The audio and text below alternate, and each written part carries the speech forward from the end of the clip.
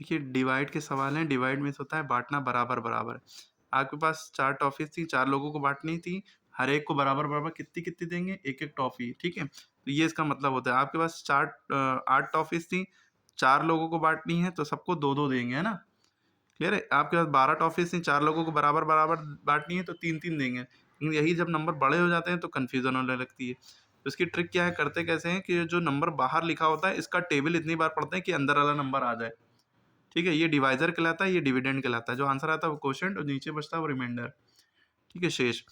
तो ये डिवाइज़र है, यानी इसका टेबल पढ़ना है, जो बाहर लिखा है इसका टेबल।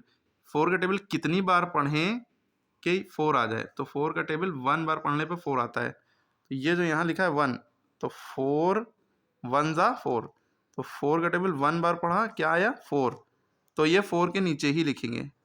4 में से 4 गया, 0 बचा, चाहे 0 लिखो चाहे कट्टम लगा दो, खत्म। जब रिमाइंडर नहीं बचा तो खत्म हो गया सवाल। तो आपका आंसर ये आ गया, ये क्वोशिएंट हो गया। क्लियर है? उसके बाद हम आगे आते हैं। 4 का टेबल कितनी बार पढ़ें 8 आ जाए? तो 4 का टेबल 2 बार पढ़ने पर 8 आता है। तो 2 बार पढ़ने पर क्या आता है? 8 आता है, वो यहाँ लिखते हैं। 8 में से 8 गया, 0 बचा या कट्टम लगा दिए। 4 का टेबल कितनी बार पढ़ें 12 आ जाए? 4 3 ज़ा 12 होता है। तो 3 बार में 12 आ गया, माइनस किया, कुछ नहीं बचा। 4 का टेबल 9 बार पढ़ने पर 36 आता है। 4 9 ज़ा 36 आ गया। ठीक है? इसी तरह अगर हम ये देखें 40 लिखा है, तो 4 का टेबल कितनी बार पढ़ने पे 40 आएगा? 10 बार। कितनी बार पढ़ने पे? 10 बार। तो हम 4 10 ज़ा 40 कर लेंगे।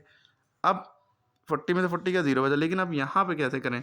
आपको टेबल तो खाली 10 ही तक याद है ना? होते तो अनलिमिटेड टेबल है। यहाँ पे क्या करें? जब इस तरह की सिचुएशन आ जाए तो आप एक नंबर छुपा लें। ये शर्त ये है कि ये जो पहला जो नंबर है ये इसके या तो बराबर हो या इससे बड़ा हो। 4 से या तो ये वाला नंबर बड़ा हो, अंदर वाला, या उतना ही बड़ा हो। ठीक है? एक छुपा लिया, फोकस हट गया। 4 के टेबल में कितनी बार में 4 आता है? 1 बार में। अभी ऊपर किया, 4 1 ज़ा 4, माइनस किया, 0 बचा। ठीक, अब ये वाला 4 का क्या करें जो छुपाया था? ये वाला आप 0 के बगल में उतार लिए। ये 40 तो पढ़ा नहीं जाएगा, 4 ही पढ़ा जाएगा। फिर 4 का टेबल कितनी बार पढ़ें कि 4 आ जाए? 1 बार में। 4 1 ज़ा 4, 4 में 4 गया 0।